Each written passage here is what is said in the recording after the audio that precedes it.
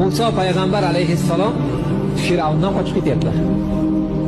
Orqasida dunyoning eng katta zolimi, dunyoning eng katta podshosi, dunyoning eng katta armiyasini qo'yib yuborgan. Qaydan bo'lsa topib kelasan degan, o'limga mahkum bo'lgan odam bir joyga borib hech narsasiz qolib ketib Xudoga duo qilyaptilar.